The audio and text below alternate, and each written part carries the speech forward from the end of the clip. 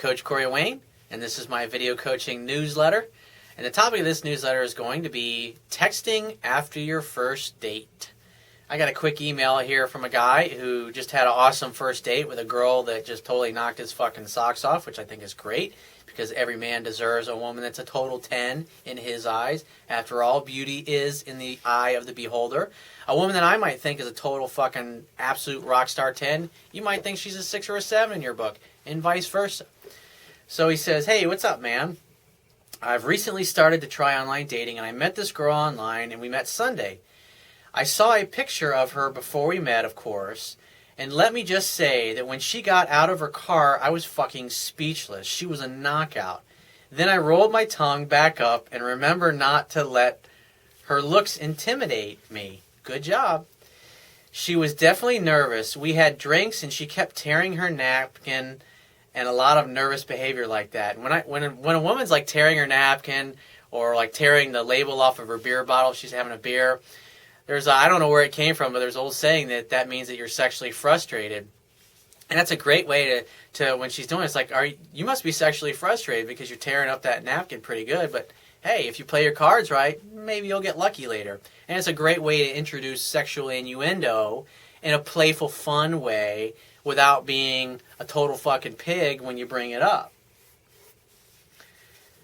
And so he says, I fucked up a couple of times, but for the most part, I stayed in my masculine. She asked me to try her drink. That's a good sign, right?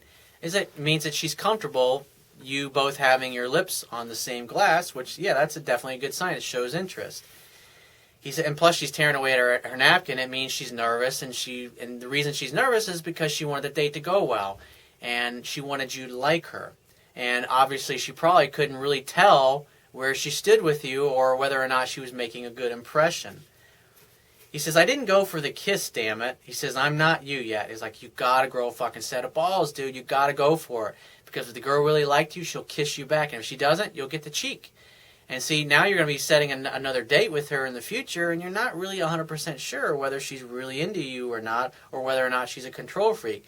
Because women who turn their cheek, either they're not into you or they're very structured and they're a control freak, and those aren't fun women to date either. It means they've got a lot of rules and they won't act authentic, they won't follow their heart and their feelings, they'll just completely ignore that stuff. It's like trying to date a robot. He says, but she texted me that night and she said she had a great time. I texted her back that I had a great time also that night, and I said, good night, beautiful. He says, would you have texted anything different? And what I would have done is, because like when I go on dates, I usually put my phone on silent because I don't want to be disturbed, because I want to be able to give the girl my full undivided attention. I mean, there's nothing more unattractive and annoying than a chick who's got her fucking smartphone out and she's texting other people or surfing the net or whatever, or just some people are so fucking addicted to their phones they can't even put them down for 5 minutes because maybe they're continuing a conversation on with their girlfriends or whatever. And also that would communicate how much she's really into you or not. If she's constantly got her phone out and texting other people or whatever, then it means she's probably not really that much into you. And you might be wasting your time. Those are all signs to look for. So what I would have said to her is that I would have just waited to text her back the next day, because when a woman reaches out to you and she says, I had a really good time tonight, it's her way of communicating to you that, hey, you did a really fucking great job on our first date, and I like you even more at the end of our date. And you didn't go for the kiss, so she was probably wondering, oh, maybe he didn't like me. Maybe he's not really that into me. And so it's not the end of the world that she didn't go for the kiss, but you got to grow a set of balls and go for it, because a man is direct and he goes for what he wants. So what I would have just done was I would have texted her back the next morning. I would have said, oh, it was great. Hey, sorry I missed your text. I had my phone on silent last night and I passed out. But it's great to hear from you. I had an awesome time. You're a really cool chick. I definitely want to see you again. When are you free to get together for another date in the next week or so? ? And send that. And let her respond, and she'll tell you what day she's available, and then just pick a day that you're available, that she's also available. Make a definite date with definite plans, and then get off the phone. Because what happens is when you do it that way, you're basically training and teaching her, and plus she feels comfortable enough with you to where she'll reach out to you and text you, and that's her way of basically saying, hey dude, you did a good fucking job, and I'm open to having another date with you, and I hope you're smart enough to figure out that that's why I'm texting you. That's not, women aren't going to come out and say that, but that's why she's contacting you. So you should be pretty excited about the fact that she reached out to you, and take that as an opportunity to make your next date. Why? Because when you go out on your second date and you kiss her passionately and you make out, you can just say, hey, you want to follow me back to my place for a nightcap? Or she might say, hey, I'm a little closer. Why don't we go back to my place for a nightcap? Great. You go back there. Usually what will happen is you'll end up hooking up and sleeping together and having great sex that first night. Or on the second date, I should say. Because most women will sleep with you after the second or the third date, at the latest, if you're doing everything right. And so when you do that, at the end of the first date, when she texts you and you respond the next day and you plan your second date, what happens is after your second date, she'll probably do the same thing. She'll text you later that night, and you can do the same thing. Text her back the next day or whatever. And what happens is it basically trains her to start, because she's already starting to chase you. And it's the best way to be, because if a girl's chasing you, she's not going to be dumping you if she's chasing you and trying to get your attention. And so I just use those as opportunities to make the next date. And then after, a few 2, 3, 4 weeks, a month into it, she'll probably pretty much be texting you during the day, asking you about your day, whatever. And then text her, usually what I'll do is I'll text her after I get busy with work or I finish with my last clients or whatever, and just simply arrange the next date to get together.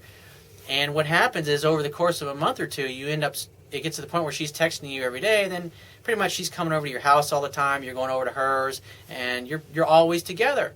And she's the one that's always initiating contact, and she may even say, why am I always the one that calls you? And she's like, well, I guess because you love me so much, because I'm such an awesome guy. I'm the best guy you've ever met in your life, and I love getting your text. I love when I wake up in the morning, I look and I see your name next to a text that's come to me. It just warms my heart, and I love that. I adore that. And so don't stop doing that, baby. I love it when you do that. And she'll keep chasing you, and that's the best way to be.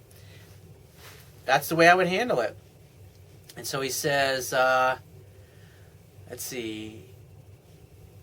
He says, I know you say don't fall for the first few you meet, but man, she's a total package. And I would just say, slow your roll, cowboy.